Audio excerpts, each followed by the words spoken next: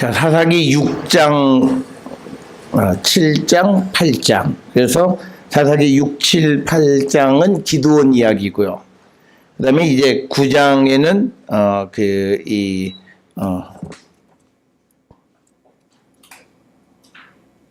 아비멜렉을 이제 왕으로 세우는 이야기, 이렇게, 구성이 되어져 있습니다. 우리가 이 사사기를 보면요, 이제 드보라도 마찬가지고, 기드온도 마찬가지고, 어떤 스토리 형식으로 되어 있는 그런 이 사사기는 어떤 특정한 이야기의 패턴이 되어 있어요. 우리가 이걸 이제 교차대꾸 방식이다, 이렇게 이야기를 하는데, 이 교차대꾸 방식의 7구조로 되어 있습니다. 그래서 앞에 보시는 것처럼, 7개, 첫째는 압제에 대한 기록이 있어요. 그러니까 이스라엘이 외적에 의해서 압제를 당한 것. 그러면 이제 하나님께서 이스라엘의 압제의 부르짖음을 듣고 사사를 세우는 거죠. 그 다음에 이제 사사가 군대를 모으고, 그래서 네 번째로 여호와께서 승리를 주시는. 그 다음에 이제 승리한 다음에 이제 군대가 흩어지고 사사의 사명을 완수하고 그 다음에 압제가 끝나는. 그래서 우리가 이 앞에 보면 구조로 보면 이렇게 위기가 고조됐다가 하나님이 승리를 주신 후에 승리를 간 다음에 이제 다시 이완되는 그런 방식으로 이야기가 구성되어 있고, 이거는 이 사사기의 이야기로 구성되어 있는 기드온, 또 전에 우리가 지난 시간에 봤던 드보라, 다 이런 7중 구조로 기록이 되어져 있습니다. 자, 그래서 이제 우리가 6장에서부터 8장 32절까지 되어지는 전체 이야기도 이런 7구조로 되어 있는데, 맨 처음에 이제 압제가 시작이 됐고, 그래서 이제 하나님께서 기드온을 세우고, 그래서 기드온에게 어떤 사명을 주는데 그건 뭐냐면 오브라에 있는 우상을 타파하는 것. 그 다음에 이제 7장에 군대를 집결해서 전쟁을 해서 7장 15절부터 22절에 여호와께서 승리를 주신. 그 다음에 이제 전쟁 후에 군대가 흩어지고, 그 다음에 8장 22절 27절에서 기드온에게 왕이 되어달라는 요청을 거절하는 것. 그리고 나서 8장 28절에서 32절에 압제가 끝나는 형식. 그래서 우리가 이렇게 긴장이 고조됐다가 그 다음에 하나님께서 승리를 주심으로 다시 이완되는 그런 구조로 되어져 있다라고 하는, 그거를 여러분들이 기억을 하시면, 그러니까 뭐냐면 승리가 됐다고 해서 바로 이야기가 마무리되는 게 아니라 똑같이 이제 군대를 모았으면 군대가 흩어지는 것, 그 다음에 또, 기드온의 사명을 감당한 그것에 대한 대칭으로서의 백성들이 기드온을 왕으로 세우려고 하는 것, 그 다음에 이제 압제가 이제 끝나는, 이런 이 소위 교차대꾸. 이거는 성경에서 굉장히 중요한 방식 중 하나입니다. 그래서 여기에서 주제는 어디냐면 딱 가운데, 여호와께서 승리를 주시는 것이 주제입니다. 그래서 우리가 이 사사기 전체의 주제는 여호와가 이스라엘의 구원자시다라는 거예요. 우리가 무슨 드보라 또는 기드온 이런 어떤 사사 개인에게 어떤 공적을 돌리는 것이 아니라 이 사사들을 움직이시는 하나님. 그래서 하나님께서 주시는 승리, 그것을 우리가 볼 수 있어야 된다라고 하는 거 기억을 해 주시면 되겠고요. 자, 이제 우리가 6장의 이제 이야기를 보게 되면요. 이제 6장 1절에 보게 되면 이렇게 되어 있습니다. 이스라엘 자손이 또 여호와의 목전에 악을 행하였으므로 여호와께서 7년 동안 그들을 미디안의 손에 넘기셨다라고 하는 겁니다. 그래서 여기에서 우리가 중요한 이 성경의 생각은요, 하나님 앞에 죄를 지으면 죄에 대한 대가를 받아야 된다라고 하는 거예요. 그래서 이스라엘이 여호와 하나님 앞에 범죄하고 그 범죄에 대한 대가로서 하나님께서는 이스라엘을 그 미디안의 손에 넘기셨다라고 하는 겁니다. 그래서 우리가 모든 경우가 다 그런 경우는 아니지만요. 이스라엘이 외적과 전쟁을 하는 경우에 많은 경우에는 하나님 앞에 그 죄를 지은 것에 대한 대가라는 거, 인과응보의 경고는. 그래서 성경에 근본적으로 기본적인 어떤 사상적 흐름이 있는데 그 사상적 흐름의 특징은 뭐냐면 인과응보입니다. 그러니까 뭐냐면 하나님의 말씀을 순종하면 그들에게 복, 그렇지 않고 하나님 앞에 악을 행하면 하나님은 그들을 이방의 손에 넘기신다라고 하는 거예요.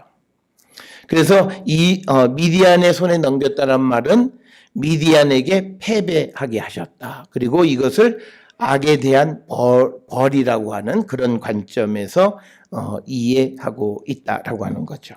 그래서 7년 동안 이제 이 미디안을 이제 섬기게 되는 겁니다. 그런데 미디안의 손이 이스라엘을 이긴지라. 그러니까 여기서 우리가 중요한 개념이 또 뭐냐면요. 미디안이 이스라엘을 이길 수 있었던 이유는 뭐냐면 하나님이 이스라엘에게서 손을 떼신 거예요. 그래서 미디안이 이스라엘을 이긴 거예요. 그러니까 이렇게 생각하시면 돼요. 내가 하나님 앞에 지금 범죄한 게 있으면 내가 하는 모든 일은 실패해요. 그럼 꼭 기억하세요. 그래서 우리가 항상 하나님 앞에 뭐 어떤 일을 할 때마다 우리는 내가 하나님 앞에 회개함으로 거룩해져야 우리가 하나님의 도움을 얻을 수 있다는 거예요. 그래서 여기에서 하나님께서 이스라엘이 가나안 들어가실 때, 가나안에 들어갈 때 하나님이 이스라엘을 보호하고 지킨다고 말씀하셨음에도 미디안이 이스라엘을 이길 수 있게 되어진 것은 하나님께서 이스라엘에 대해서 손을 떼신 거예요. 우리가 잘못 생각하는 게 뭐냐면 그냥 하나님은 한 번 정하시면 끝까지 가셔요. 물론 가셔요. 그런데 거긴 조건이 하나 있어요. 그 조건은 하나님의 말씀에 순종하는 조건이 충족되어질 때 하나님은 영원히 그들을 지켜주세요. 그래서 우리가 이 1절에서 얘기하는 여호와 목전에 악을 행했다라고 하는 아주 간단하게 표현한 이 구절이 여기는 복합적인 거예요. 종교적인 것, 모든 것, 계명, 뭐 이런 걸 다 포함해서 한마디로 하나님 앞에 악을 행한 것. 그러면 그것에 대한 하나님의 벌은, 징벌은 이방에게 이스라엘을 넘기셨다라고 하는 거죠. 그래서 2절에 이스라엘 자손이 미디안으로 말미암아 산에서 웅덩이와 굴과 산성을 자기들을 위하여 만들어. 그러니까 뭐냐면 자기 고향의 땅에 살지 못하고 산지로 올라가서 굴 파고 그다음에 그 위에다가 산성을 만들고 살 수밖에 없는. 그러니까 뭐냐면 하나님이 이스라엘에게 그 벌을 내리시는 벌 중에 가장 큰 벌이 뭐냐면요. 이스라엘에게 주셨던 곳에서 이스라엘을 쫓아내시는 거예요. 지금 요게 이스라엘의 아주 작은 그러니까 포로로 쫓겨가는 것과 똑같아요. 하나님이 가나안을 주셨잖아요. 그리고 하나님이 이스라엘 지파들에게 땅을 주셨잖아요. 그런데 그 땅에 거주하지 못하고 산으로 이주하게 된 거예요. 그러니까 하나님이 이스라엘에게 주신 축복 중에 하나인 땅에 거주하지 못하게. 그러니까 하나님이 주신 복을 누리지 못하게 하는 거예요. 그러니까 우리가 하나님에게 내가 은혜로 뭘 받았으면 그거를 잘 지켜갈 수 있으려면 하나님 앞에 악을 행하면 안 된다는 거예요. 악을 행하게 되면 그 주셨던 것도 빼앗아 가시고 그것을 거기서부터 이스라엘을 쫓아내시는 거예요. 그래서 지금 2절에 나타나 있는 말씀이 이스라엘 자손들이 미디안이 쳐들어와서 산으로 이제 도망가고 산성을 만들어서 그곳에 숨어 사는 그런 신세가 되었다라고 하는 거예요. 그래서 3절에 이스라엘이 파종한 때면 미디안과 아말렉과 동방 사람들이 치러 올라왔다라고 하는 거예요.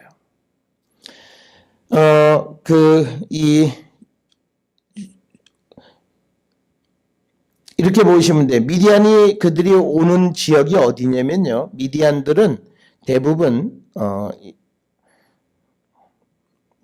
요단 동편 쪽에서 와요.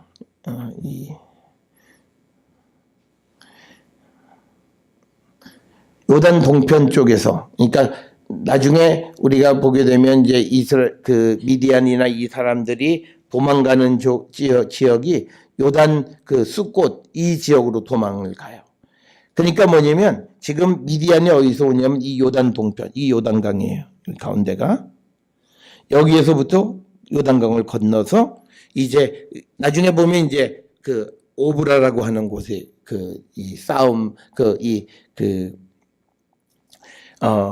기드온이 중심적으로 활동하는 곳이 이 오브라라고 하는 곳이에요. 그러니까 여기에서 요단강을 건너와서 이들이 수확을 할 때, 그러면 지금 이 오브라라고 하는 곳은 어디하고 관계되냐면요. 이스라엘의 소위 이스라엘 평원이에요. 그러니까 오브라는 이 이스라엘 평원을 관장하는 그런 지역이에요. 그러니까 이 곡식을 거둘 때쯤 되면 미디안 사람들이 요단강 건너와서 이 이스라엘에서 수확한 것들을 가져가려고 오는 거예요. 그러니까 이스라엘 사람들은 이제 숨기 위해서 산으로 도망가요. 그런데 이게 이제 말로는 산으로 간다고 이렇게 묘사는 되어 있어요. 그런데 여기에 문제가 있어요. 뭐냐면 산이 별로 없어요. 왜냐면 이 지역 자체가 이게 크게 여기가 이스라엘 평야예요. 이스라엘 평야지대예요. 그러면 미디안이 오면 오브라를 중심으로 한 이스라엘 사람들이 여기서 수확한 걸 가지고 어디로 가냐면 모래산이나 길보아산 쪽으로 가요. 그런데 이런 산들이 굉장히 낮은 산이에요. 그렇게 높은 우리처럼 무슨 화전민이 되고 그런 산이 아니에요. 나지막한 500m, 많이 높아야 한 800여 미터 되는 그런 산으로 도망가는 거예요. 그러니까 그렇게 도망갔다고 해서 안전을 보장하는 그런 곳이 아닌 거예요. 이게 밑에서 보면 저것들 저 위에 올라가서 이렇게 움직이는 게 다 보이는 정도예요.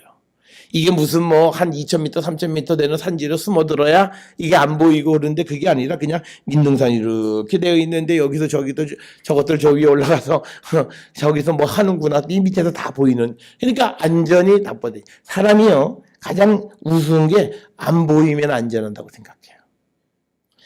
그러니까 뭐냐면 그럼 내가 보인다 안 보인다 하면 내가 밖에 안 보이면 안전하다고 생각해요.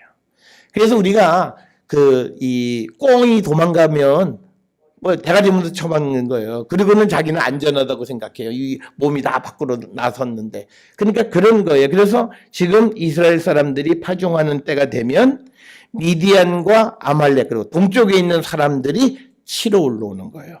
그러면 뭘 가지러 오느냐면 이스라엘이 수확한 농산물을 탈취해 가려고 오는 거예요. 그러니까 실컷 농사 지어놓고 내가 못 가져요.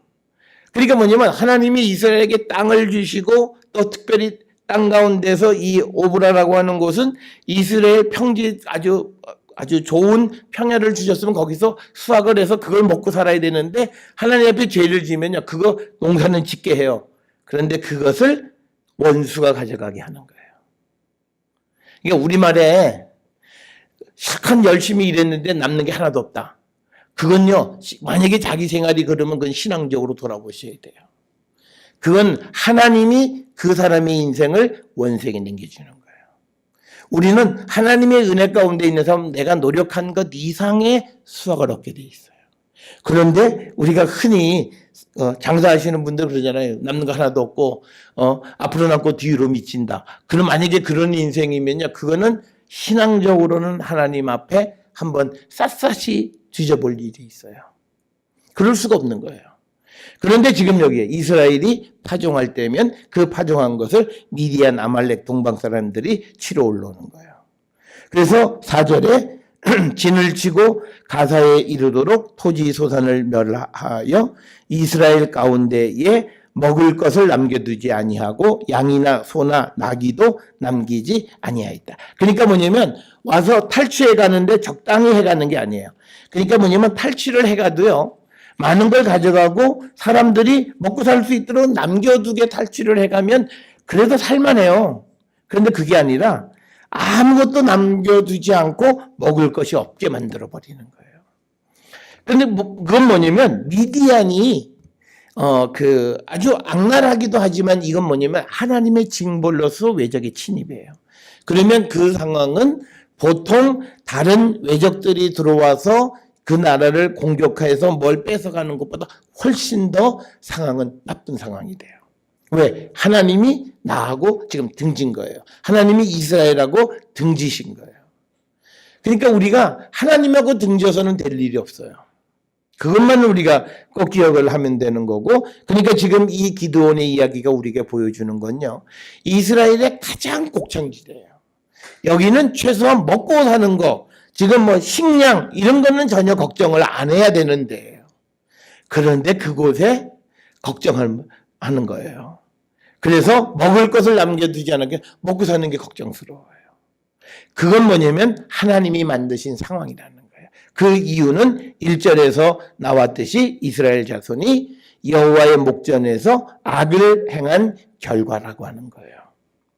자, 그래서 4절에 아무것도 남기지 아니하니까 이는 그들의 짐승과 장막을 가지고 올라와 메뚜기 떼같이 많이 들어오니 그 사람과 낙타가 무수함이라 그들이 그 땅에 들어와 멸하려 하니 이렇게 된 거죠. 그러니까 여기서 보면요, 메뚜기 떼 같다 이런 표현이 있어요. 이거는 성경에서 전형적으로 이방 사람들이 쳐들어오는 모습, 많은 군대가 쳐들어오는 모습을 마치 메뚜기 떼다 이렇게 비유해요.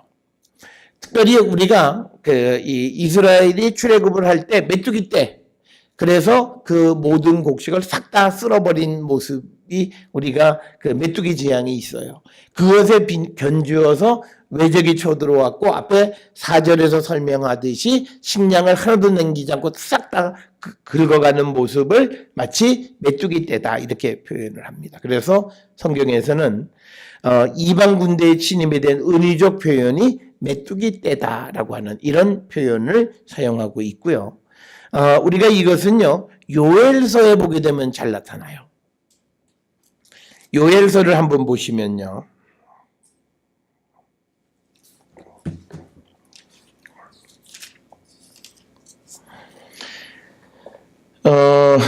요엘서의 그 1장 4절에 보면 이 팥중이가 남긴 건 메뚜기가 먹고 메뚜기가 남긴 건 느치가 먹고 느치가 남긴 것은 황충이 먹었다라고 하는, 그래서 여기에 나타나 있는 팥중이, 메뚜기, 느치, 황충 이건 다 메뚜기 종류예요.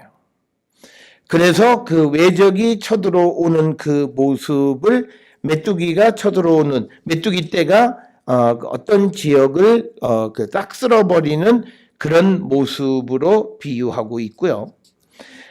특별히 2장에 보게 되면 2장 21절 이하예요.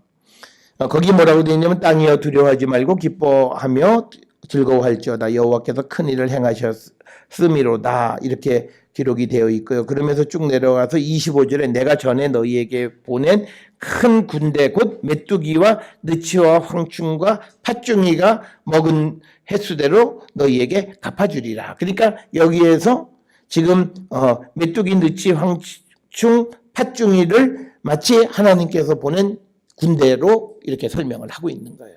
그러니까 하나님께서 이스라엘에게 보낸 군대, 즉 이방 군대를 통해서 이스라엘을 치는 것, 그 모습을 마치 메뚜기 떼가 몰려오는 것처럼 비유하고 있고, 그래서 사사기 6장 5절에 그들이 그 미디안 군대가 오는 모습을 메뚜기 떼같이 많이 몰려왔고 그 사람과 낙타가 무수합니다. 지금 여기서 이스라엘 사람들에 비해서 미디안이 굉장히 이 군사적인 면에서 탁월하다라고 하는 것을 보여주는 게 뭐냐면 낙타예요. 이 낙타는 이 고대 시대에는 굉장히 비싼 동물입니다. 사람보다 비싼 게 낙타예요. 그래서 이 성경 시대 때에 특별히 낙타를 가지고 있다라고 하는 것은 굉장히 그들이 경제적으로 부가 많다라고 하는 거고, 또 하나는 이 미디안 사람들이 사막에 거주하는 사람들이에요. 그래서 그들의 생활의 편리성을 위해서 낙타를 많이 보유하고 있고, 그 수가 무수하다, 셀 수 없을 정도로 많다라고 하는 거예요. 우리가 셀 수 없을 정도로 많다는 게 어느 정도 되면 셀 수 없을 정도로 많은 것 같아요. 우리가 아프리카나 또는 이스라엘도 이렇게 여행할 때 이게 산등성이로 쫙 이렇게 낙타떼가 쭉 지나가는 거 석양에 딱 보면 야, 꽤 많다 그래요. 근데 그거 세어봐도 100마리도 안 돼요. 이게 쫙 써서 무리를 지어서 가면 그게 많아 보이는 거예요. 그러니까 우리가 여기서 무수히 많다면 셀 수 없을 정도라고 하는데, 사실은 거기에서 이렇게 펼쳐지는 광경을 한번 세어보되 못 세요. 그게 야 하나 둘 세다가 숫자 잊어버리면 또 다시, 그래서 굉장히 무수한 것처럼 보이는 거예요. 그러니까 이게 정말 숫자적으로 굉장히 많은 게 아니라 굉장히 많이 오는 모습을 보이는 거예요. 그래서 우리가 숫자가 정확하게 얼마나 되는지 모르지만 하여튼 낙타가 무수하게 많았다라고 하는 거고요. 자, 그 다음에 6절에 이스라엘이 미디안으로 말미암아 궁핍함이 심하다. 여기서 상징적으로 보여주는 게 있어요. 하나님의 심판이 임하니까 이스라엘 평야 지역에 있는 이스라엘이 가장 곡창지대에 있는 사람들에게 궁핍함이 심한 거예요. 그건 뭐냐면 하나님이 내리는 재앙은 그래요. 그러니까 우리가 하나님 앞에는 내가 뭐가 풍부하다고 자랑할 게 없어요. 그건요, 내가 무엇이 풍부하다고 자랑하면 그것이 궁핍해져요.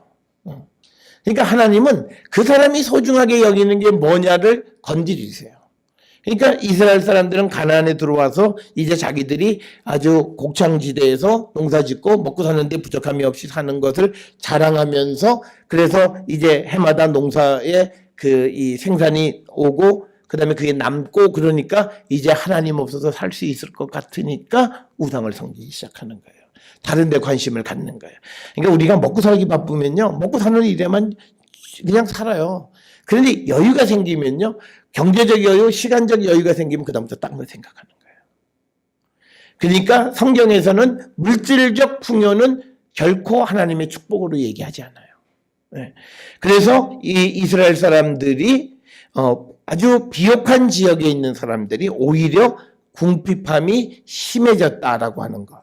그래서 이스라엘 자손이 이제 여호와께 부르짖었다.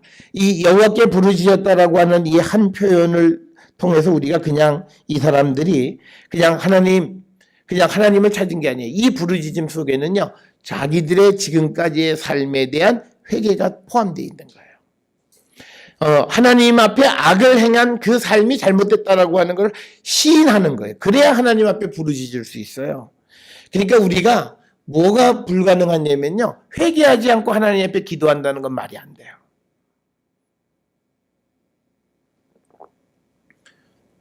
그래서 우리가 주께로 더 가까이 간다라고 하는 개념은 뭐냐면, 우리가 나는 지금까지 내가 지금을 기준으로 해서 하나님 앞에 죄를 다 자복한 것 같은데 어느 날 또 내게 어떤 죄가 드러나게 되는 것들이 많아요.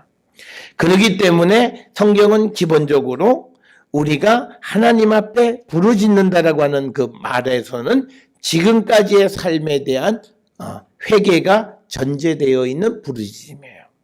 그러니까 우리는요, 급하면 그냥 다른 거 회개 안 하고 부르짖어요. 하나님 도와주세요. 그게 잘못된 거예요. 하나님하고 절차가 가려면 아무리 바빠도 처음부터 시작하는 거예요. 회개하고, 그 다음에 하나님에 대한 믿음의 고백, 그리고 그것이 진실됨이 확인되어졌을 때 하나님이 축복하시는 거예요.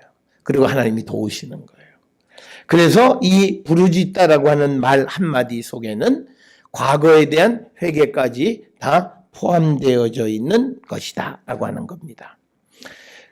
자, 그러니까 이제 이 부르짖음은 진실된 거였어요. 그 이유는 뭐냐면 8절에 여호와께서 이스라엘 자손에게 한 선지자를 보내시니 그가 그들에게 이르되 여호와께서 이같이 말씀하시기를 이스라엘의 하나님 내가 너희를 애굽에서 인도하여 내며 너희를 그 종되었던 집에서 나오게 하여 애굽 사람의 손과 너희를 학대하는 모든 자의 손에서 너희를 건져내고 그들을 너희 앞에서 쫓아내고 그 땅을 너희에게 주었으며 내가 또 너희에게 이르기를 나는 너희의 하나님 여호와이니 너희는 거주하는 아모리 사람의 땅의 신들을 두려워하지 말라 하였으나 너희가 내 목소리를 듣지 아니하였느니라 하셨다 하느니라.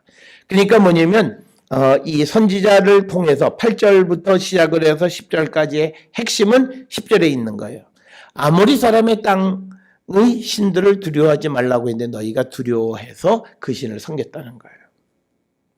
그게 이스라엘 사람들이 하나님 앞에서 악을 행한 거예요. 그러니까 뭐냐면 하나님이 야 괜찮아 두려워하지 마. 그런데도 이스라엘이 두려워한 건 하나님을 신뢰하지 못한 거예요.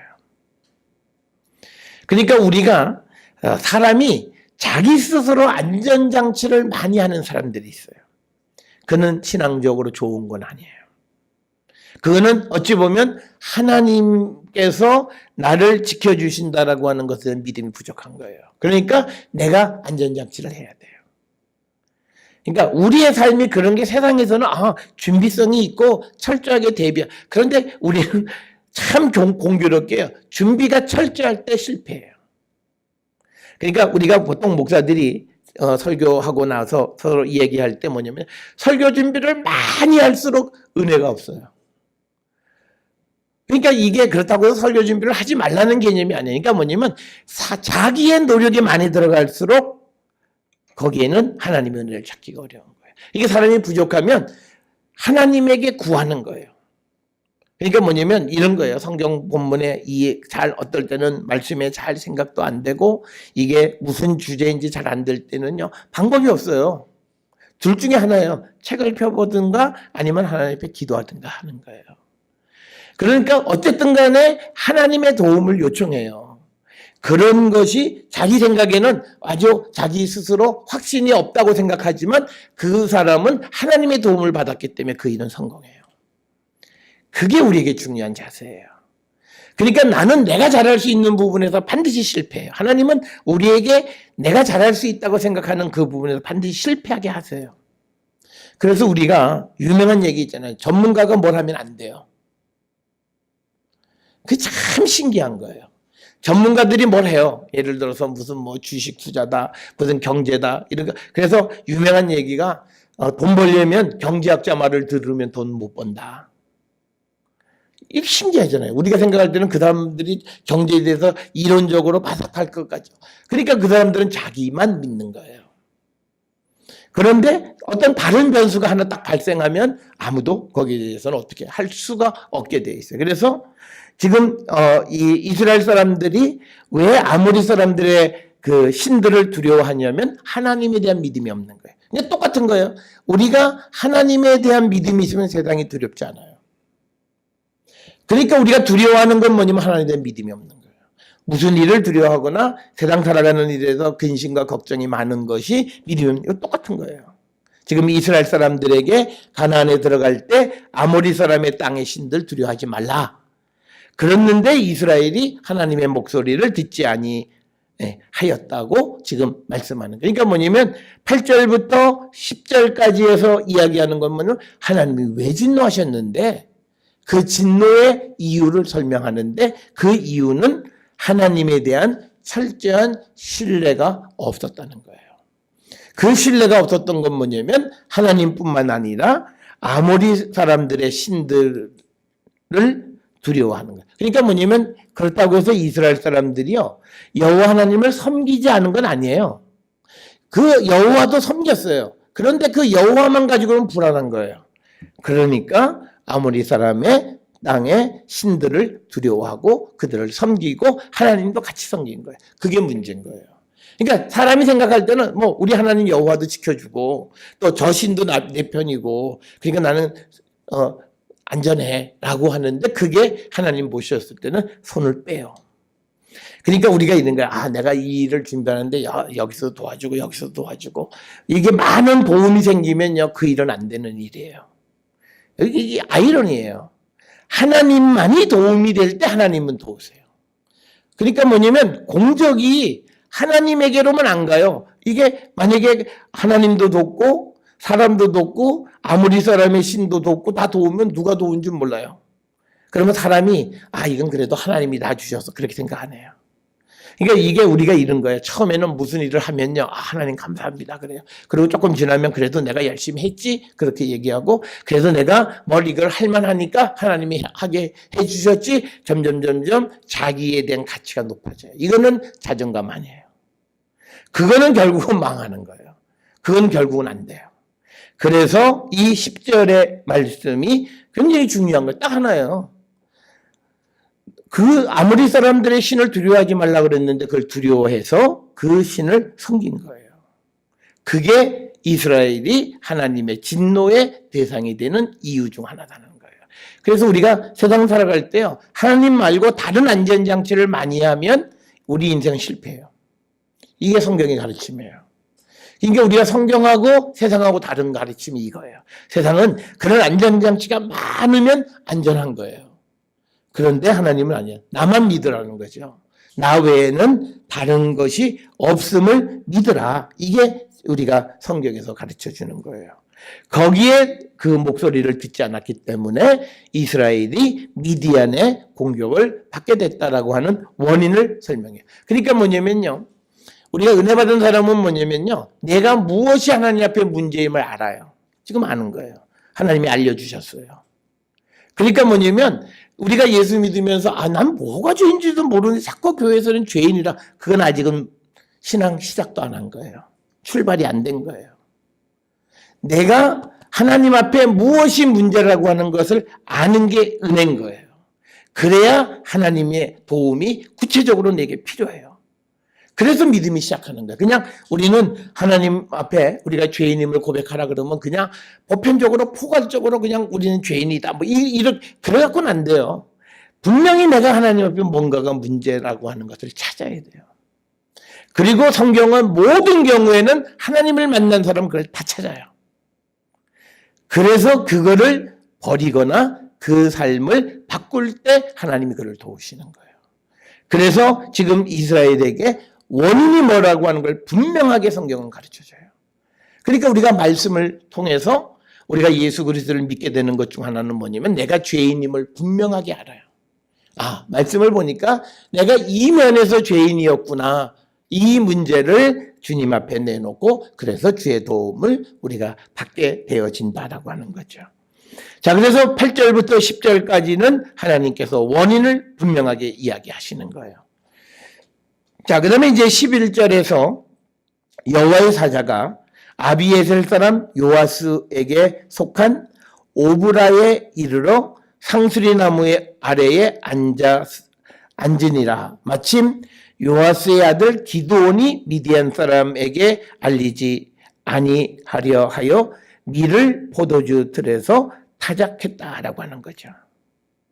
그러니까 밀을 포도주 틀에서 타작한 건 뭐냐? 트릭을 쓴 거죠.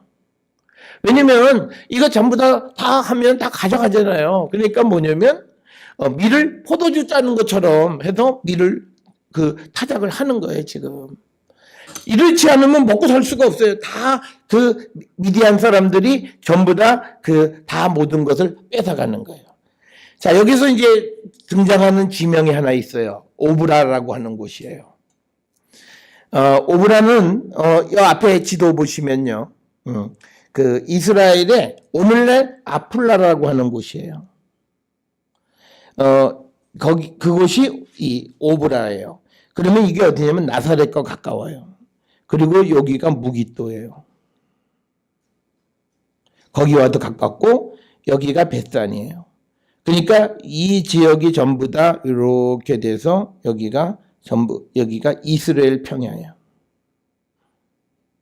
그 이스라엘 평야에 있는 도시예요.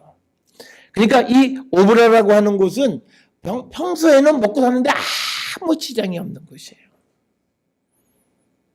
그런데 이제 하여튼 여기에 살고 있는 소위 이 기드온이에요. 그러니까 기드온의 어떤 베이스 캠프가 바로 이 지금 여기 나타나 있는 이 오브라예요.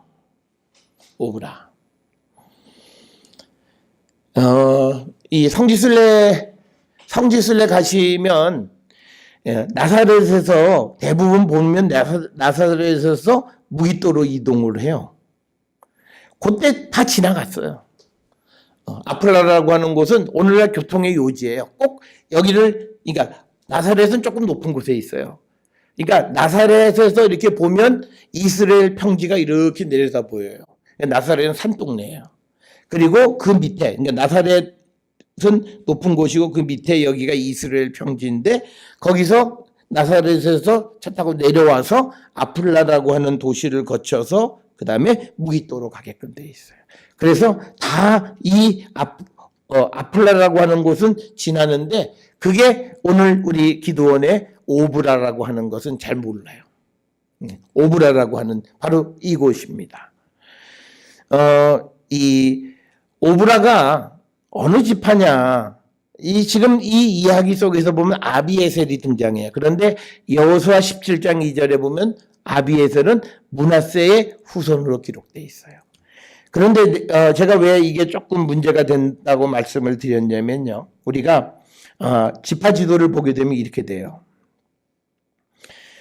지금 여기에 나타나 있는 오브라, 즉 오늘날 아플라가 어디쯤 되냐면요. 아플라는 내려와서 이 지금 오늘날로 따지면 이사갈 지파쯤에 위치하고 있어요. 이사갈 지파. 그런데 지금 이 11절에 나타나 있는 아비에셀 사람이라고 하는 이 아비에셀은 여호수아 17장 2절에 므낫세의 후손으로 기록이 되어 있어요. 그러니까 조금 지파 개념이 정확하게 맞지 않는 거예요. 그건 우리가 어느 정도 이해할 수 있어요. 어떻게 이해할 수 있냐면 이제 이 므낫세나 에브라임이나 이런 데들은요. 조금 세력이 북쪽으로 확장될 수 있어요. 그래서 어떤 시대에는 이사갈 지파의 땅, 스불론의 땅 또는 아셀의 땅 일부가 므낫세에 속할 수도 있어요. 그 다음에 또 남쪽에서는 에브라임이 므낫세 쪽으로 조금 더 북진할 수도 있어요.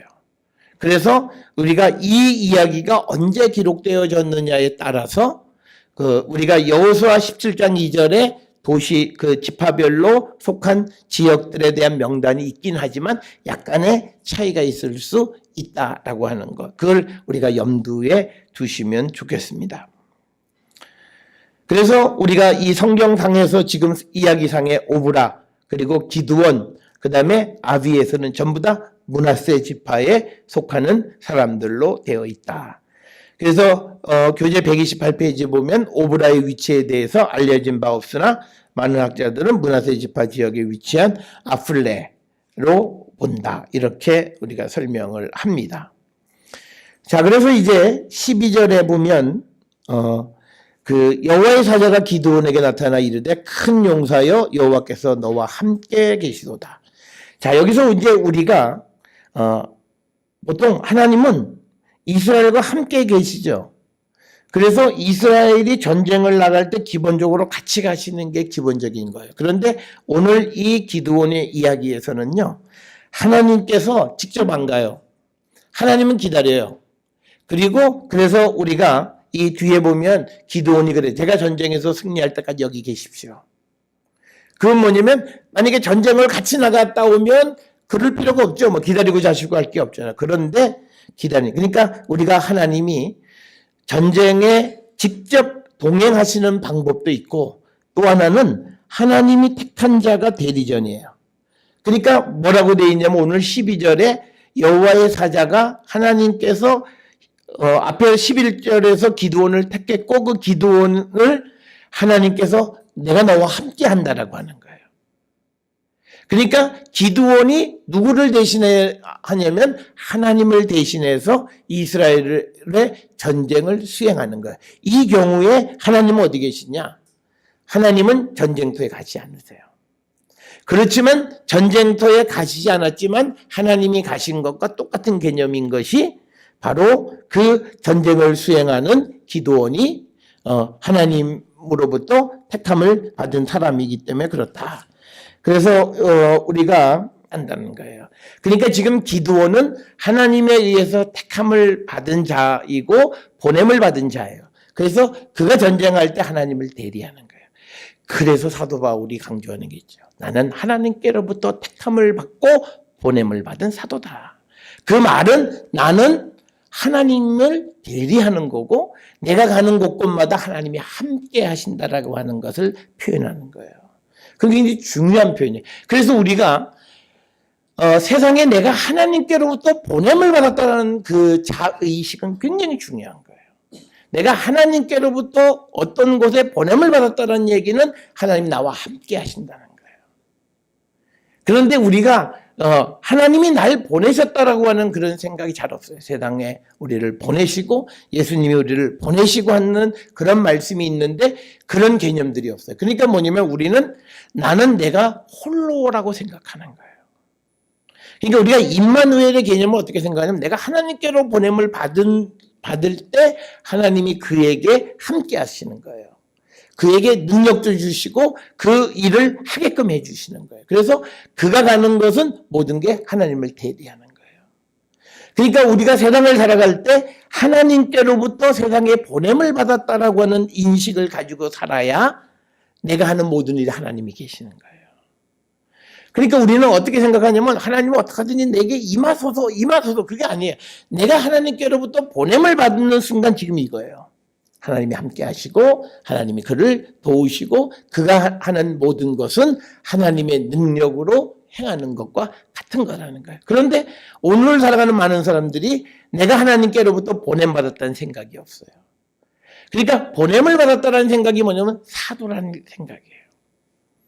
그러니까 뭐냐면 오늘날 모든 평신도들이 세상을 향해서 보냄을 받은 사도임을 분명히 알아야 돼요. 그 사도라고 하는 것은 그러면 나 그게 아니라 사도가 되어지는 순간 사도임을 확신하고 내가 그렇게 살아가는 순간 나의 모든 삶은 하나님이 하시는 거예요. 그런데 우리가 그런 삶을 살지 않으니까 항상 뭐냐면 하나님을 불러와야 되는 것 같아요. 그래서 임하시고 자꾸 우리가 그런 성경과 전혀 다른 어떤 마치 우리가 이 무당이 신내리는 것처럼 신앙생활 하시는 분들이 있어요. 그거 아니에요. 우리는 하나님이 나를 세상에 보내시면서 이미 하나님이 내게 임하셨고 나와 함께 하시고 내게 능력을 주세요.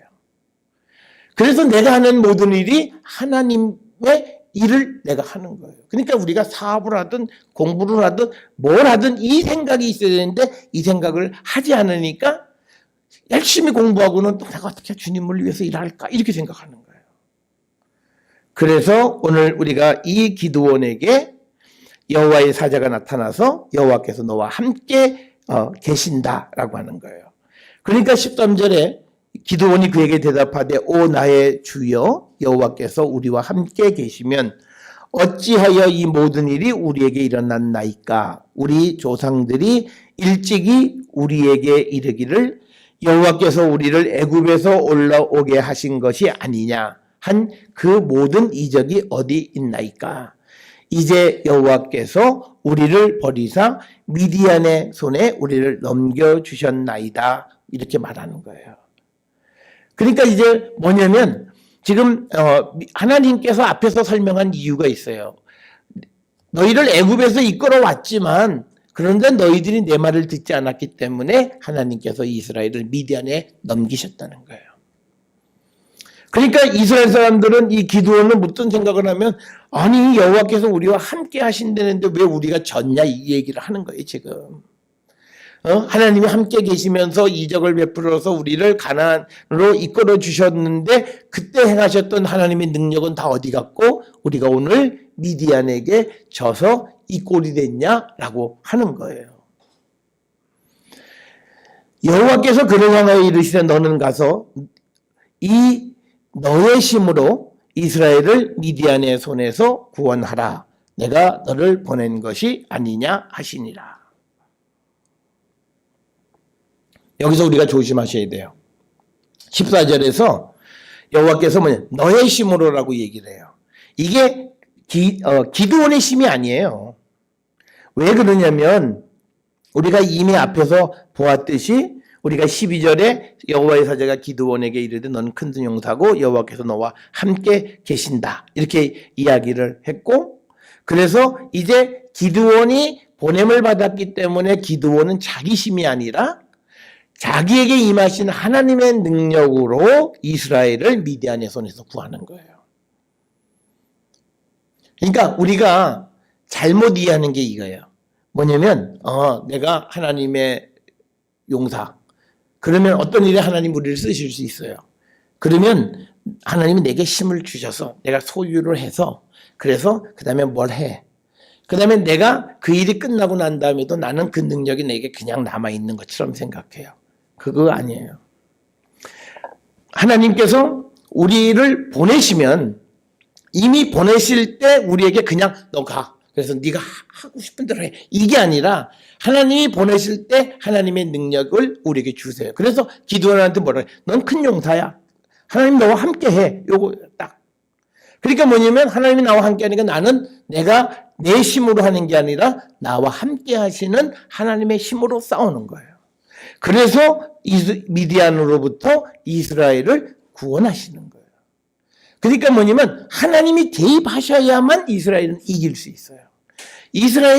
하나님이 개입하지 않으면 이스라엘은 누구와도 싸워도 안 돼요.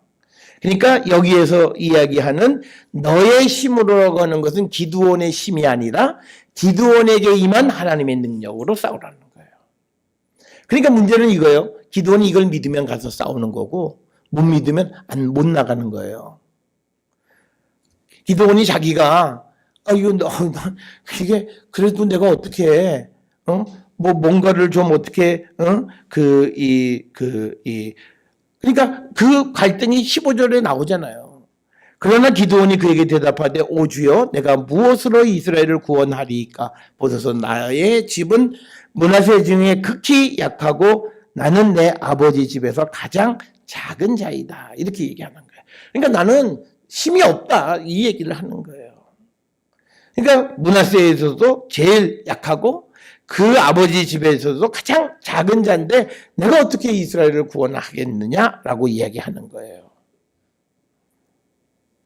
그러니까 하나님 말씀하신 게 16절이에요. 여호와께서 그에게 이르시되 내가 반드시 너와 함께 하리니 내가 미디안 사람 치기를 한 사람을 치듯 하리라 하시니라. 그러니까 여기서 뭘 믿느냐면 여호와가 함께 하심을 믿냐 못 믿냐예요. 그러니까 믿으면 그는 담대하게 나가서 그 일을 행할 수 있고 그것을 믿을 때 하나님은 그를 도우세요. 그런데 그거를 믿지 못하면, 그러니까 우리는 자꾸 물론 뭐 이 뒤에 나가면 기드온도 표적을 보여달라고 요청하는 경우도 있긴 합니다만 우리가 하나님이 함께 하신다라고 하는 것, 그거는 앞에서 말씀드린 건 내가 하나님께로부터 보냄받은 자라고 하는 그 자의식이 분명해야 돼요. 우리가 오늘날 믿음 생활하면서 이 생각이 없는 거예요. 그냥 나는 그냥 신앙생활하고 그냥 뭐 주어진 일을 하고, 그게 아니라 하나님이 분명히 나를 세상에 보내셨고 그래서 나는 하나님께로부터 보냄을 받았기에 내게는 하나님의 능력이 임했다는 거예요. 이 확신을 가지고 사는 거예요. 그래야 우리가 세상을 나가서 살아갈 때 누구와 싸워도 이겨요. 그 믿음이 있으면 이겨요. 믿음이 없으면 싸우나 마나 져요. 그러니까 참 신기한 게 하나님의 능력은 믿는 자에게 나타나고 믿지 않는 자에게는 나타나지 않아요. 그러니까 우리는 이렇게 생각해. 못 믿어도 그게 능력이 아니에요. 믿지 못하면 능력은 안 나타나요. 그래서 져요. 믿으면 없는 사람이 그 일을 잘 수행해서 하나님을 드러내게 되어지는 거예요. 그래서 여기에서도 하나님이 그에게 기드온에게 얘기하는 것은 내가 반드시 너와 함께 한다. 이걸 믿으라는 거예요. 지금 우리가 성경에서 가장 어려워지는 때에 이스라엘을 위로하는 방식은 딱 하나예요. 하나님, 내가 너와 함께하마. 이거예요. 그게 하나님이 이스라엘을 위로하시고 이스라엘이 그걸 믿으면 그 힘을 얻어서 승리하고 다시 회복되는 거예요. 그런데 하나님이 나와 함께 하시기는 내가 하나님이 나와 함께 하시는데 이렇게 지고 이런 어려운 환경이 된 거 보니까 하나님 나와 함께 하지 않는다고 생각하면 그때부터는 어려움이 오는 거예요. 더 어려워지는 거예요. 그러니까 우리가 믿음을 갖고 살아가도 내가 반드시 너와 함께하리라고 하는 이 하나님의 말씀을 내가 믿냐 못 믿냐예요. 그래서 하나님은 지속적으로 그거예요. 내가 너와 함께한다. 근데 이거를 우리가 검증해 볼 수 있는 게 있어요. 우리가 이 믿음이 있냐는 거예요. 그러면 똑같이 우리가 세상을 살아갈 때 사람을 믿어주냐는 거예요. 그러니까 우리나라의 믿음이요. 오늘날 지금 북한하고의 문제예요. 비핵화. 야, 쏘갔으니까 안 돼. 라고 생각하는 사람과 야, 믿자. 방법이 없지 않냐? 믿어보자. 라고 하는 거예요. 그러니까 못 믿으면 아무것도 안 되는 거예요. 불신은 아무것도 안 되는 거예요. 그러니까 우리가 믿음 있는 사람은 믿어주는 거예요. 그래서 그 일이 그래서 어제 대통령이 멋있는 얘기 했잖아요. 그 사람이 그 일을 하냐 안 하냐는 내가 어떻게 검증하고가 아니라 그가 그 다음에 그 일을 하냐 안 하느냐예요.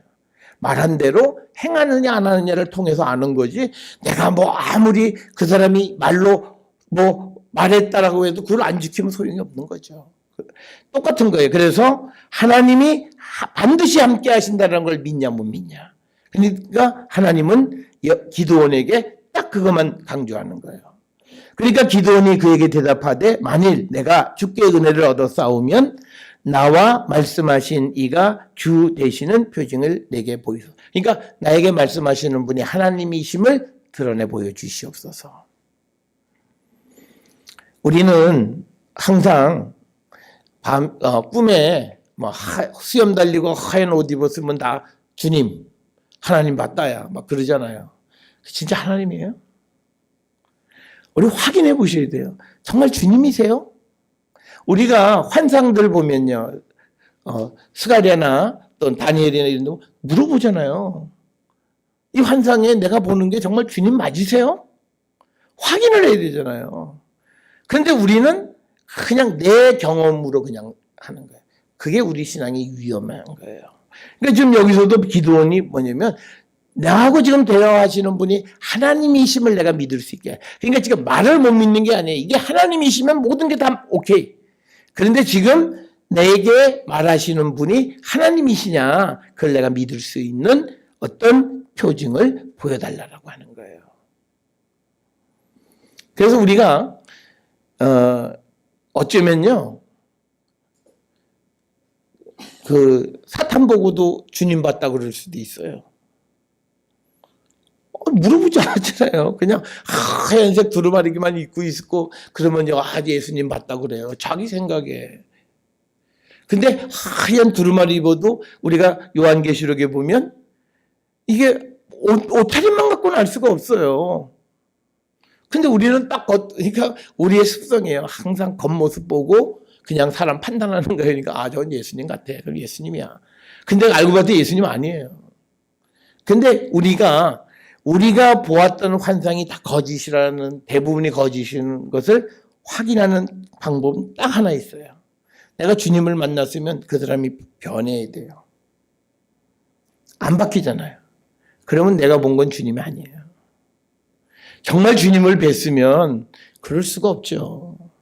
우리 옛날에 우스갯소리로 무슨 뭐 청와대 가서 대통령하고 악수하고 무슨 뭐 옛날에 한동안 우리가 어려울 때는 대통령 그 청와대 봉황 그려져 있는 시계 그거 이렇게 차고 다니면서 아주 그 위세 떨고 그러던 때가 있었잖아요. 그 한번 악수하면 뭐 손도 안 씻는다는 둥 뭐 그런. 근데 우리가 하나님 만났는데요. 예수님 만났는데 아무 변화도 없고 똑같아요. 그러면 그게 예수님이겠냐는 거예요. 우리는 물어보셔야 돼요. 정말 내게 보여주신 분이 주님이심을 내가 믿게 해달라. 그냥 내 경험으로, 내 생각으로 이게 주님이다라고 생각하는 게 아니에요. 그래서 18절에 내가 예물을 가지고 다시 주께로 와서 그것을 주 앞에 드리기까지 이곳을 떠나지 마시기를 원하나이다 하니 그가 이르시되 내가 너 돌아올 때까지 머무르리라 하니라. 기드온이 19절에 가서 염소 새끼 하나를 준비하고 가루 한 에바로 무교병을 만들고 고기를 소쿠리에, 소쿠리 뭔지 아시죠? 네, 소쿠리에 담고 국을 양푼에 담아 상수리나무 아래 그에게로 가져다가 드리매 이게 제사 드리는 거예요. 하나님의 사자가 그에게 이르되 고기와 무교병을 가져다가 이 바위 위에 놓고 국을 부으라 하니 기드온이 바위 위에다 놓고 국을 부었는데 그걸 불살라 버리시는 거예요. 그래서 21절에 여호와의 사자가 손에 잡은 지팡이 이 끝을 내밀어 고기와 무교병에 대니 불이 바위에서 나와 고기와 무교병을 살랐고 여호와의 사자는 떠나서 보이지 아니한지라. 그러니까 지금 이 이야기의 문제는 뭐냐면요, 여호와의 사자와 하나님이 같이 막 그냥 엉켜서 나와요. 한 번은 하나님이 여호와께서 말씀하시다 그랬다가 지금 또 여기서는 여호와의 사자라고 얘기했다가 이 왔다 갔다 하는 거예요. 그래서 재물을 불살랐다라고 하는 말은요, 재물을 받았다는 거예요. 그래서 재물을 먹었다는 거죠. 그래서 이 기드온이 드리는 제사를 하나님이 기쁘게 받으셨다는 거죠.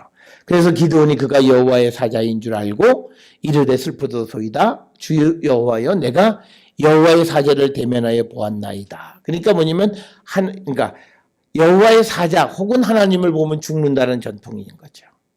그래서 우리가 이사야 6장에서도 보면 나는 이제 죽게 되었도다. 그 이야기하는 것도 같은 전통이에요. 그래서 성경은 하나님을 봐야 되는 경우도 있고 어떤 경우에는 여호와를 보게 되면 죽는다라고 하는 전통, 두 가지가 다 성경에 기록되어져 있다라고 하는 거예요. 그래서 여호와께서 그에게 이르시되 너는 안심하라, 두려워하지 말라, 죽지 아니하리라 하시니라. 그러니까 기드온의 구원에 대해서, 그러니까 뭐냐면 너가 전쟁에 나가도 죽지 않을 것이다. 그것을 확인시켜 주시는 거예요. 그래서 두려워하지 말고 전쟁에 나가라고 하는 거예요. 그래서 24절에 기드온이 여호와를 위하여 거기 제단을 쌓고 그것을 여호와 샬롬이라 하였더라. 그것이 오늘까지 아비에셀 사람에게 속한 오브라에 있더라. 그러니까 오브라에 있는 소위 그 여호와 샬롬이라고 하는 거죠. 오브라는 아까 우리가 보았던 이 지역입니다. 그래서 이 지금 기드온이 있는 곳은 오브라, 아플라라고 하는 오늘날 그 지명, 이곳에 있는 곳의 어떤 지역, 그것이 여호와 샬롬이다라고 하는 거죠. 그런 지명이 생겨났다라고 하는 거죠. 그러니까 여호와 샬롬은 평화의 하나님, 뭐 이런 개념이에요. 여호와께서 평화를 주셨다, 뭐 이런 거죠. 그러니까 뭐냐면 지금 이것의 상징적인 의미는 뭐냐면 지금 이스라엘이 미디안과 전쟁을 해야 되는 상황이잖아요. 그런데 하나님이 23절에 너는 죽지 않는다고 확인해 주셨죠. 그래서 그곳에 이제 제단을 쌓고 이름을 여호와 샬롬, 여호와께서 평화를 주셨다라고 하는 거죠. 그런 지명이 생겨나게 됐다라고 하는 겁니다. 그래서 25절에 그날 밤에 여호와께서 기드온에게 이르시되 내 아버지에게 있는 숫소 7년 된 숫소 둘째 숫소를 끌어오고 내 아버지에게 있는 바알의 제단을 헐고 그 곁에 아세라상을 찍어라. 그러니까 뭐냐면요, 여기서 중요한 게 있어요. 지금 기드온이 이스라엘을 구원하기 위해서 보내잖아요. 그런데 보내기 전에 해결해야 되는 게 뭐냐면 그 기드온의 아버지의 집에 뭐가 있냐면 지금 이 본문에 의하면 바알의 제단이 있어요. 그러니까 기드온의 아버지는 바알 숭배자죠. 그러니까 그 바알의 제단을 헐고 그 곁에 있는 아세라상을 찍어버리라라고 하는 거예요. 그래서 25절에 이제 그 이야기를 하고 26절에 또 이 산성 꼭대기에 내 하나님 여호와를 위하여 규례대로 한 제단을 쌓고 그 둘째 숫소를 잡아 내가 찍은 아세라 나무로 번제를 드릴지니라. 그러니까 뭐냐면 아버지 집에 있는 바알의 제단 곁에 있는 아세라 목상을 찍어서 아세라 상은 나무로 만든 거예요. 그거를 불쏘시개로 해서 그 둘째 숫소를 여호와를 위해서 드릴 때 번제에 사용하는 불쏘시개로 써라라고 하는 거예요. 그 말은 바알의 제단을 완벽하게 없애버리라. 그러니까 뭐냐면요, 이스라엘이 전쟁에 나가서 승리를 하기 위해서 하나님이 도우시긴 하지만 조건이 있어요. 집에 있는 우상 숭배를 제거하는 거예요. 그러니까 뭐냐면 우리가 내가 잘 되는 건 내 자신의 주님을 잘 영접하는 것도 중요하지만 주변에 우리가 가정에 온전한 믿음을 세우는 게 굉장히 중요합니다. 어떤 일이 잘 되어질 수 있기 위해서 그건 굉장히 중요한 일이에요. 그래서 우리가 가정의 복음화라고 하는 개념이 굉장히 중요한 거예요.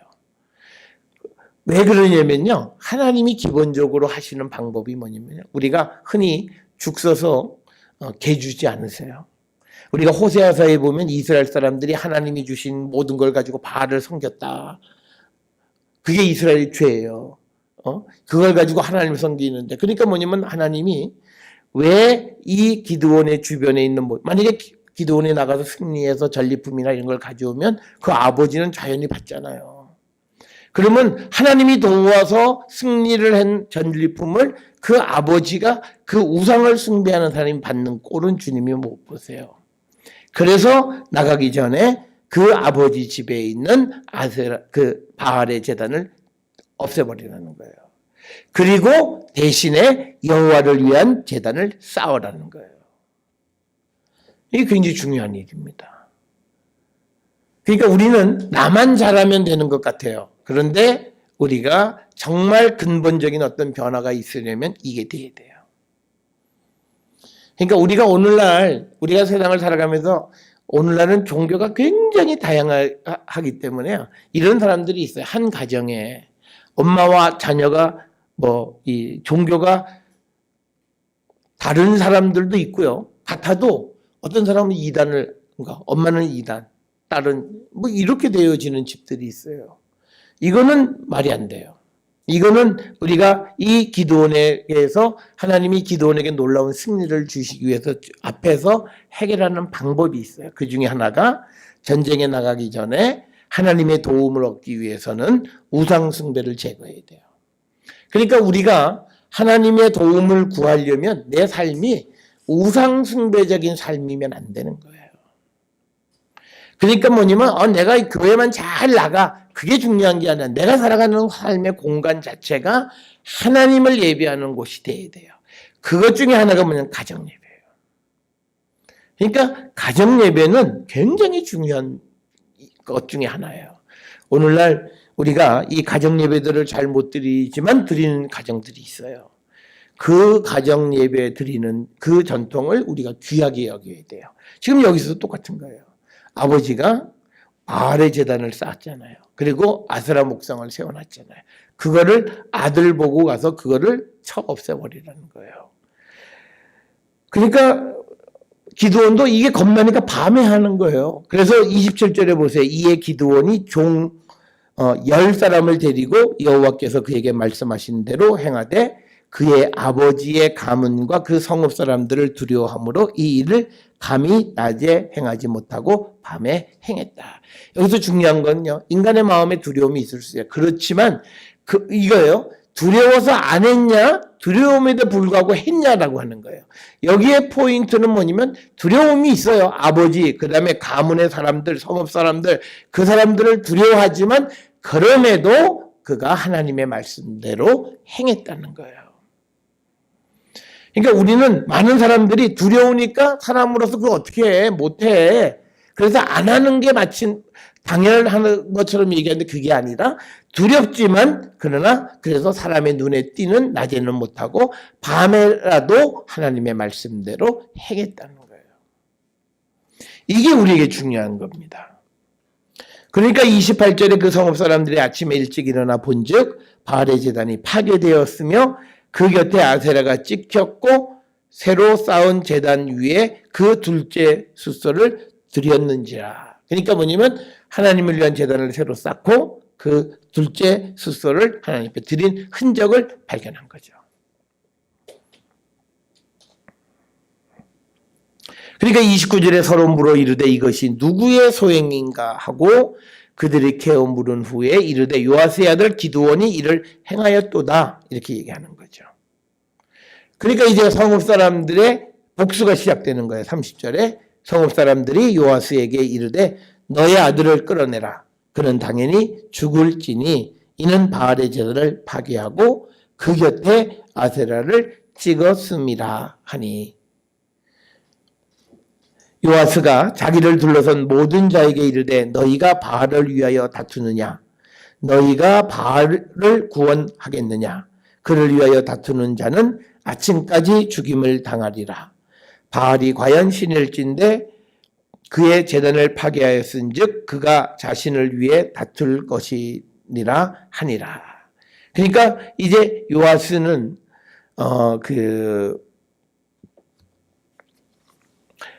바알이 결국은 기드온의 대적이 되지 못할 것이다라고 하는 것을 얘기하는 거예요. 그러니까 뭐냐면 이 요아스가 자기 아버지가 바알의 제단을 세우고 뭐 바알을 숨기는 것이긴 했지만 그러나 이 성읍 사람들에 대해서 왜 너희들이 바알을 위해서 다투냐?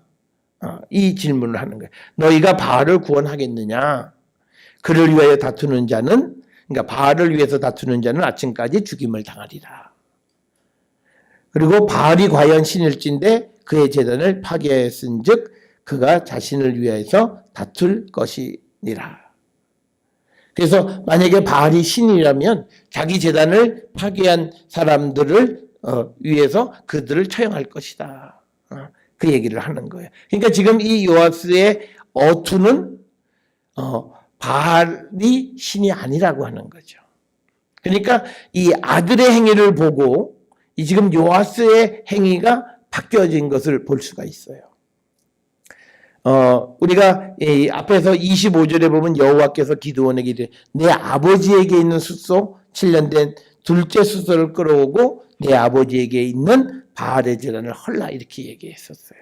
그런데 지금 이제 아들이 그것을 헐어낸 다음에 31절에 요아스의 모습은 앞에 25절에 있는 모습과는 전혀 다른 모습의 요아스의 모습이 기록이 되어 있고 그래서 32절에 여룻바알이 기드온을 여룻바알이라고 불렀다. 그러니까 뭐냐면 바알이 그를 위해서 싸울 것이다.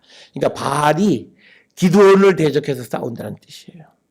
그래서 여룻바알이라는 그러니까 바알이 저놈 죽여야지 이거예요. 왜? 내 제단과 신상을 파괴했기 때문에 기드온을 여기서 위한다라고 하는 것은 뭐냐면 그 기드온을 도와서라는 개념이 아니라 기드온을 죽이려고 싸운다는 거죠. 그 기드온을 위해 싸울 것이다. 그래서 바알은 기드온에게 대적할 수 없다라고 하는 그런 의미입니다. 그래서 이제 이 32절까지 이제 뭐냐면 하나님의 사람으로 사사로 보냄을 받으면서 하나님의 도움을 얻기 위한 준비 작업은 뭐냐면 그 오브라 마을에 있었던 바알의 신상을 제거하는 거예요. 그러니까 우리 이건 뭐하고 똑같으면 진을 정결하게 해야 할 때 하나님이 그들을 도우시는 거다라고 하는 겁니다. 자, 그래서 32절에 그 기드온의 이름이 여룻바알. 그래서 바알이 그를 위해서 싸울 것이다. 이런 뜻. 네, 이렇게 불려졌다라고 하는 거고. 그 다음에 이제 33절에 그때 미디안과 아말렉과 동방 사람들이 다 함께 모여 요단강을 건너와서 이스라엘 골짜기에 진을 쳤다. 이렇게 기록이 되어 있습니다. 그래서 우리 앞에 보시면 이 이스라엘 골짜기가 이게 초록색으로 연두색으로 표시되어 있는 부분이에요. 그래서 제일 끝은 여기 토끼꼬리 같은 이 부분부터 그다음에 이 요단강 쪽에는 벳산이라고 하는 곳까지 이어지는 그런 초록색 지역이 소위 이스라엘 골짜기라 이렇게 되어 있는데 이스라엘 평원 이렇게 우리가 번역하는 게 좋겠고요. 그래서 뭐라고 되어 있냐면 미디안, 아말렉, 동방 사람들이 함께 모여서 요단강을 건너왔다니까. 그러니까 요단 동쪽에서 요단강을 건너왔다 이렇게 표현이 되어져 있습니다. 그래서 이제 34절에 여호와의 영이 기드온에게 임하시니 기드온이 나팔을 불매 아비에셀이 그의 뒤를 따라 부름을 받았다. 지금 여기서 중요한 게 뭐냐면요. 34절에 여호와의 영이 임했다는 거예요. 그러니까 이제 하나님께서 기드온에게 이제 이스라엘의 사사로 세우고 전쟁 나가서 이스라엘을 구원하고 너는 죽지 않는다 다 말씀하셨고 그다음에 대화하는 것이 하나님임을 알게 해달라고 하는 것에 대해서도 다 이야기했어요. 그러면서 이제 34절에 전쟁에 나가게 될 때에 가장 중요한 게 여호와의 영이 기드온에게 임했다는 거예요. 그러니까 기드온이 하나님으로부터 부름을 받고 보냄을 받았는데 홀로 가는 게 아니라 이제는 여호와의 영이 그에게 임해서 그가 이제 전쟁의 역할을 잘 수행할 수 있도록 이렇게 그 능력을 주는 것이 이제 여호와의 영이 기드온에게 임했다라고 하는 거예요. 그래서 우리가 이 예언서에서도 보면 그러니까 예언자들이 활동할 때 여호와의 영이 임했다라고 하는 그런 표현이 등장하는 거예요. 그래서 우리가 이 34절에서는 이 여호와의 영이 임한 건 어떤 자격을 부여하는 개념으로 여호와의 영이 임했다라고 하는 겁니다. 그래서 우리가 이 여호와의 영은 우리가 이제 신약으로 얘기하면 이제 성령과 같은 하나님의 영으로 우리가 이해할 수 있고요. 자, 그래서 이제 35절에 기드온이 사자들을 온 므낫세에 두루 보내매 그들도 모여서 그를 따르고 또 사자들을 아셀, 스불론, 납달리에 보내매 그 무리도 올라와 그를 영접했다. 자, 그래서 이제 그 상황이 어떻게 되냐면요. 아까도 우리가 이 지도 보았듯이 우리가 므낫세 전체의 소식을 전했고, 그 다음에 인근에 있는 소위 아셀 지파, 그 다음에 스불론 지파, 그 다음에 더 북쪽에 있는 납달리 지파에게 이제 사람을 보낸 거고, 그래서 그들로부터 도움을 받았다는 거죠.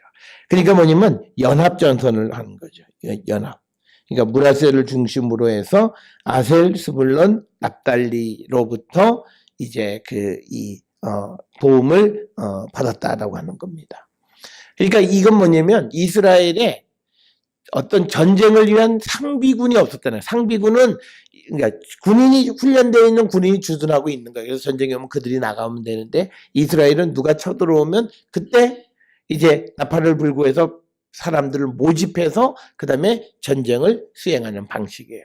그래서 이스라엘에게 있어서 조직적인 어떤 상비군이 존재하기 시작했던 것은 이제 왕국이 형성되는 그때부터 상비군이 있고 그 전에는 케이스에 따라서 상황이 발생하면 그때마다 병력을 모아서 전쟁을 하는 그런 모습이었다라고 하는 것을 35절에서 보여주고 그 다음에 36절에서 기드온이 하나님께 여쭈되 주께서 이미 말씀하신 같이 내 손으로 이스라엘을 구원하시려거든 37절에 보소서 내가 양털 한 뭉치를 타작마당에 두리니 만일 이슬이 양털에만 있고 주변 땅은 마르면 주께서 이미 말씀하신 같이 내 손으로 이스라엘을 구원하실 줄을 내가 알겠나이다 하였더니 그러니까 뭐냐면 이제 기드온이 나가면서 자기가 정말 이스라엘을 구원할 수 있다라고 하는 어떤 증거를 보여달라는 거죠.